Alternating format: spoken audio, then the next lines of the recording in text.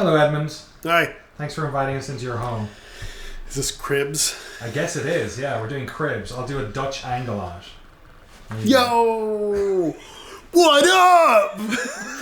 You ever been to a hoarder? You want to see how I'm mentally ill? Take a look. Show us some of your stuff. What you got here? You point me in the right direction. I'll just, okay. Yeah, do a circle. Well, these are muscle men. People in the 80s will know. Old people will know what these are. This is the original Pokemon, where you gotta like collect every single variation of them. And these are the original pink ones. They eventually started doing different colors, so it made it impossible to collect them all. That's how you make money. Used to work at GameStop, and this was a display sign there that my boss got and then gifted to me, which is a prize You possession. didn't steal it. I didn't. I didn't steal from GameStop, but when people came in with items that I wanted, I offered them more money than GameStop in order to acquire. This is a David Firth. Yeah, okay. Salad fingers. Salad fingers. Yeah. I got a few David Firths. This is the T-shirt of Carl Edge, who was one of the Fish Masters, which was it wasn't public access. It was a independent, very late night Saturday 1 a.m. show, which was a mock fishing show, a mock low budget fishing show that was low budget. It didn't really have much fishing in it. This was like one of my favorite things in the world growing up. It's a treasure to me, and I was able to acquire the T-shirt and hat. Who actually, Carl is, I don't know if you've heard in eugenics, there's these different bits of man on the street news stories. He's the man on the street. He goes by Jimmy the Hammer Valentine. This is Jimmy the Hammer Valentine coming to you live from the Big Bone Lick State Historic Site, where I'm witnessing something truly indescribable. And he improvised all that stuff. I just said, hey, do your thing. You're you're a man on the street. Make it stupid. And he made it stupid. It's great. This is a signed Beetlejuice poster. Howard Stern's Beetlejuice. Lester Green, who I love. And I tried to get from eugenics but couldn't. You've got a bust of him as well. I do. Buster. This is another David Firth. Was he Newgrounds? Yeah. Oh, yeah. As well? Yeah. I feel like that was all Newgrounds. I was quite envious of his ability to do funny creepy. He actually has a lot more... it's not just creepy weird. Like he does... Like there's a Jerry Jackson cartoon that's really funny. It's like not like Salad Fingers at all, but it's legitimately funny. So he has range. Not a one-trick pony. This is some stuff from different Four Souls art. I usually, like, if I commission... this is from Sawblade 666. He's an artist that does, like, death metal covers and stuff. He did The Bloat. This is by Jimbo Phillips, son of Jim Phillips from Santa Cruz art. He did that. There's some other ones here, too. This is a diorama I did of the actual pieces of cardboard. It's a Bumbo one. And this is one of the masks in... from one of the Isaac expansion trailers, one where people are naked, dancing around. You like your live action trailers? Well, yeah, they get noticed. The eugenics one, the release date one, was pretty awesome as well. Oh yeah, that was a lot of fun. Flynn made that, and he's very good at what he does. He was a kind of a fan that approached me and was like, "I really want to do a trailer," and I was like, "I don't know." Will he do? The whole time I'm like, "I sure hope." The man that I'm sending this money to is going to make something awesome, and he really went above and beyond. He's very, very good. This is not your whole pinball collection, right? No, I have these are the ones that came down here, and I can't bring them upstairs. Okay. Because they're too heavy. These things weigh like 400 pounds. So, but these are good. This was the first, the very first pinball machine. I acquired this from a friend of mine who was working on. She's kind of like an inventor, also hacker type person, and they have a bunch of different things that they've been working on. And one of the things was like some pump for diabetes that they were trying to. Oh, okay. And they needed funding to do it, and they're like, "Hey, do you want to buy my Adams pin? I need money." And I was like, "I kind of do. I think that Danielle would really like pinball." and I thought it's something that we could get into together. And I got this, and it's a really good starter pin, and it was actually at the Boardwalk, so it came from the Boardwalk. Oh, you're kidding? Yeah, this is the Boardwalk. The Boardwalk pin. You can see it still has the tokens thing on it. Does Danielle play it? Oh yes, she plays pinball more than me, and she's better overall. She holds the high scores. You can smell. It smells kind of like the Boardwalk in there. I like the way pinball machines smell, especially the old ones. Original Santa Cruz smell. And then I bought Godzilla. I didn't buy Funhouse till later. There was only 2 pinball machines in here for quite a while. Godzilla is new classic. This is a modern pin, which is considered one of the best pins ever made. And it is very, very good. It plays more like a game. There's like more progression.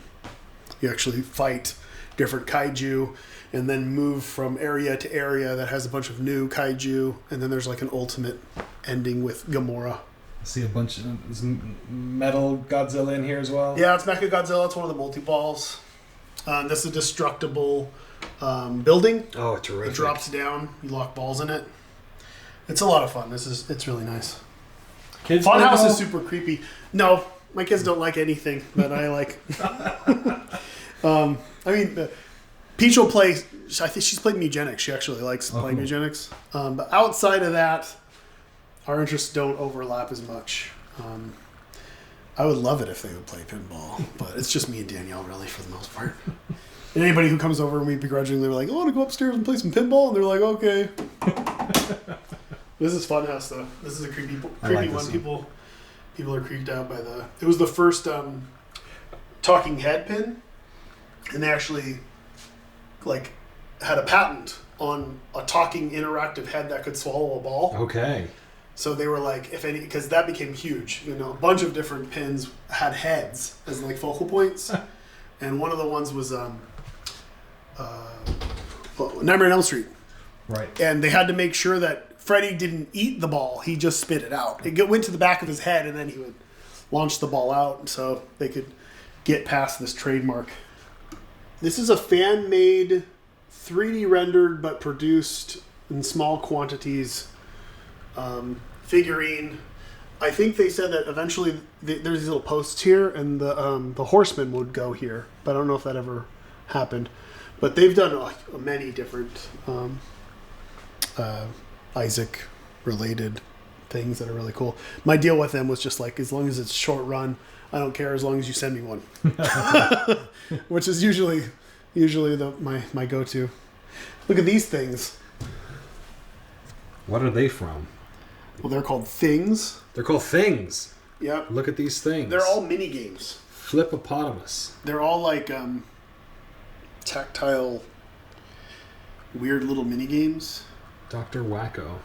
They're all like, see how many of these things you can do within the time limit allotted by the pull string or whatever.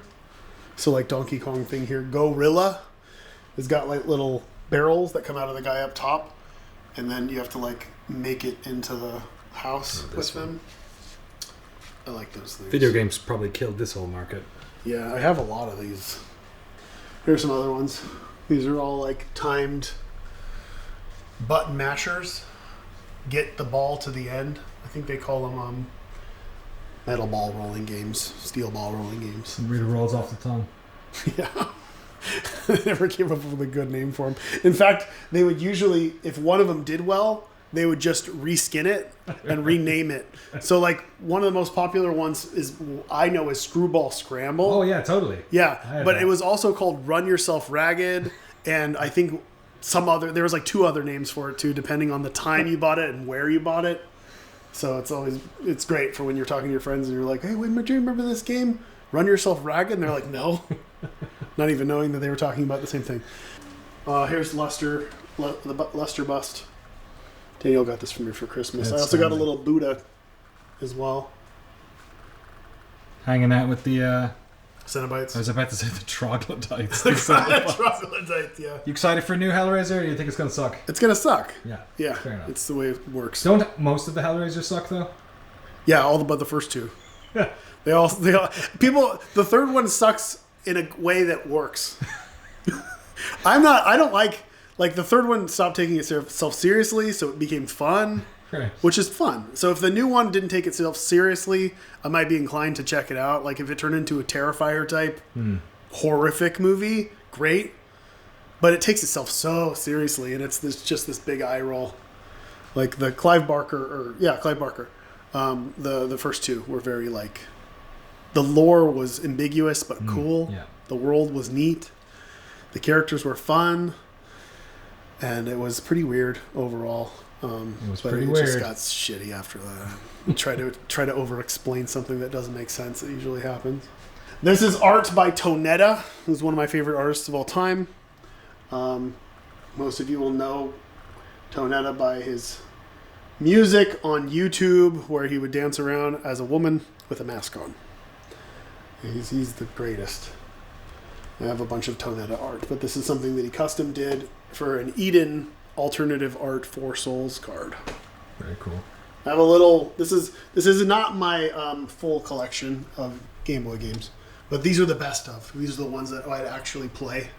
So I took them out, and I've got a pretty big surplus of the really bad ones. This is the Mouth of Truth. It was like an old. I found out about it because it was in Animal Crossing. Oh, It was this weird head you could get, and like when you interacted with it, you'd go and get scared. And I was like, "What the fuck is that?" It was called like the Mouth of Truth, and I guess it was some ancient device that would be set up in courthouses or whatever they were, right? And when you'd swear, like I'm swearing on the Bible, right? You'd put your hand into the mouth and swear that you were going to tell the truth. Okay. Because it was rumored that it would bite your hand off if you were lying. And you know why that rumor existed? Because for a while there was a guy hiding behind it that would cut your hand off. Oh my god. Yeah, so they believed it. Wow. And it's just really ominous. It also looks kind of like Jesus. So I like that. Like old Jesus, like Jesus 60s. who's like, whoa! Yeah. This is right when he came back from the dead. Yeah, what the fuck? Oh, wait a minute! Ah! Judas, you fucker! Stuff that has been made that I've collected over the years that has been like in stores. Stuff that people have made and sent me, like this and that. That's one of the 3D ones, 3D printed ones. A lot of these Meat Boy things.